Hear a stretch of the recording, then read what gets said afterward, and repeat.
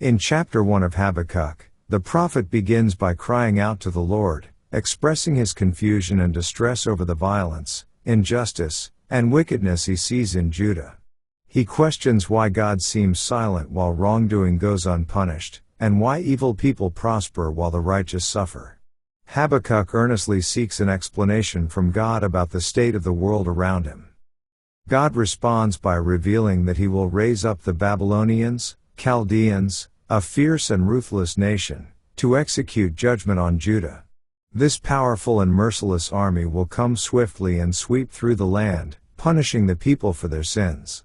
The Babylonians are described as a bitter and hasty people, feared by many, who will carry out God's justice, even though their own ways are violent and destructive.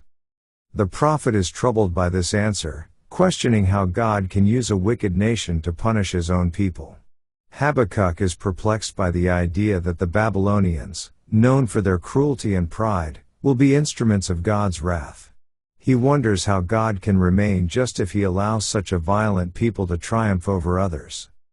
The chapter ends with Habakkuk's honest struggle to understand God's plan.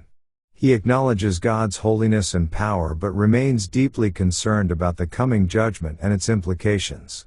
This sets the tone for the rest of the book, as Habakkuk wrestles with questions of justice, faith, and God's timing. Let's now read Habakkuk chapter 1. The burden which Habakkuk the prophet did see. O Lord, how long shall I cry, and thou wilt not hear? Even cry out unto thee of violence, and thou wilt not save. Why dost thou show me iniquity, and cause me to behold grievance?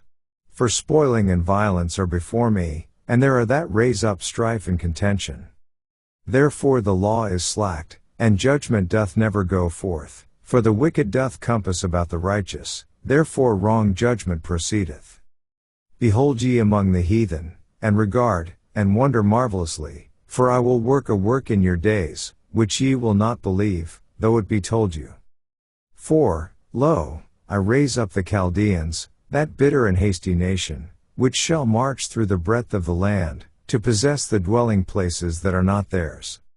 They are terrible and dreadful, their judgment and their dignity shall proceed of themselves.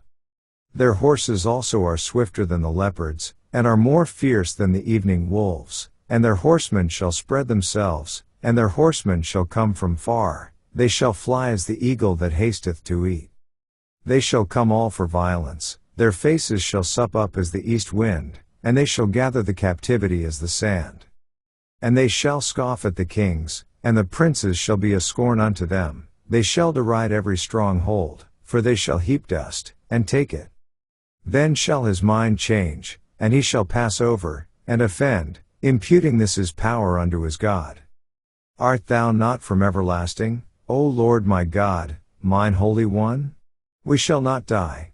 O Lord, thou hast ordained them for judgment, and, O mighty God, thou hast established them for correction. Thou art of purer eyes than to behold evil, and canst not look on iniquity. Wherefore lookest thou upon them that deal treacherously, and holdest thy tongue when the wicked devoureth the man that is more righteous than he? And makest men as the fishes of the sea, as the creeping things, that have no ruler over them?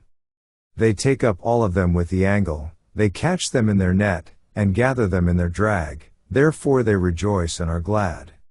Therefore they sacrifice unto their net, and burn incense unto their drag, because by them their portion is fat, and their meat plenteous.